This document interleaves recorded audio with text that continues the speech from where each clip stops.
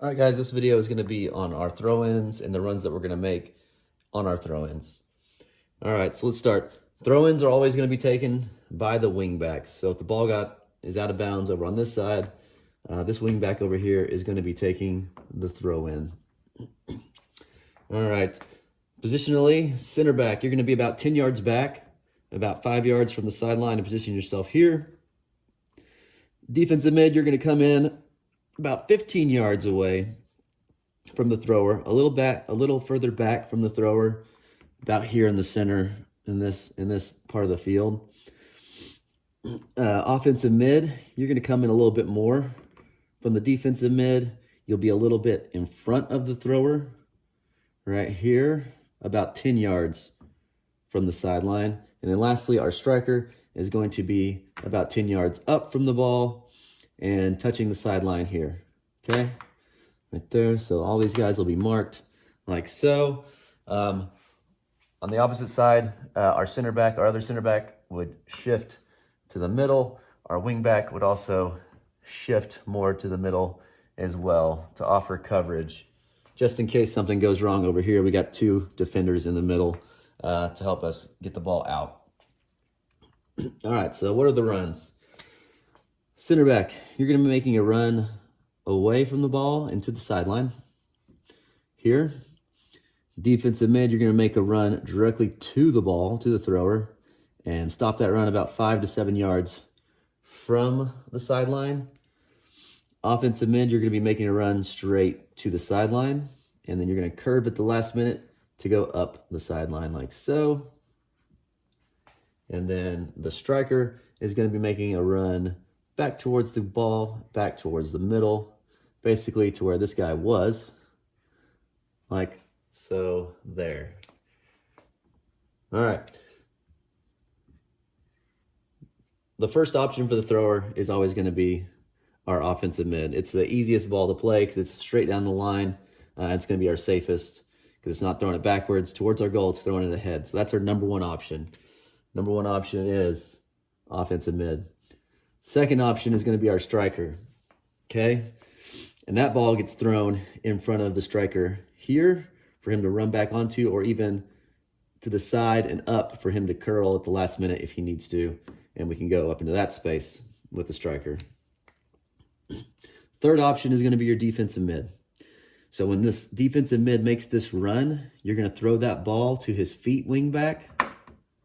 So he runs in here, you throw that to his feet, and then you step back in bounds, the ball goes directly back to the wing back, and then the wing back can take the space. Then the fourth option is going to be back to our center back here, and the center back can also put that ball right back to the wing back. It's probably the safest one. Or if there's no one covering the middle here, we can swing and switch the field by passing to the keeper, to the center back, or you can go all the way across to the wing back. Doesn't matter. Whoever's uncovered. Okay. So how this works, though, is these runs, if done exactly at the same time, create confusion and space for our runners. So what happens is, if these guys are all marked like this, when the striker makes his run back towards the middle, like so, the guy that's marking him will follow him like that. And what that does is creates a hole up here for the offensive mid to run into. So when he moves back here, at the same time this guy's running towards the ball and then up, now his mark is probably going to be trailing on his backside, which is good for us, terrible for them. And then the thrower can put the ball in front down the slide line and he can run up onto it. That's why this is the number one option, because now we've got the whole field that we can dribble into and then cross or just go straight to goal with. So that, like I said, number one option, okay? And then again, number two option, if you put the ball here, striker can carry into the middle or carry back and then carry up. Number two option there, okay?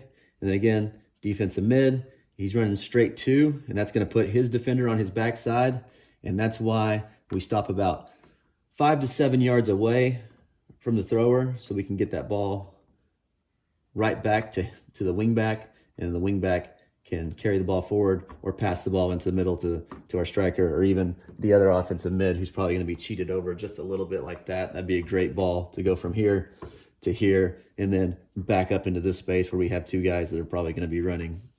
Okay. The defensive mid, again, your job is to pass that ball right back to the wing back. Then again, the last option, center back, when he runs backwards into the line, that also creates space with this guy. Half the time, forwards don't play great defense, so you'll have space, and we can get the ball back to that center back. And again, if that wing back steps right back into bounds, we can one-touch that ball right back to him, and then, again, move the ball up. Or another option, like I said, is to switch the field. We could go directly from here to the keeper, and the center back and the wing back could be moving that way, and then we pass and we start moving the ball up this way. So your center back, you have the option back up here, or to switch the field, or really bad, just kick it as hard as you can and clear it if this guy's like right on you. But those are our options and our runs on throw-ins.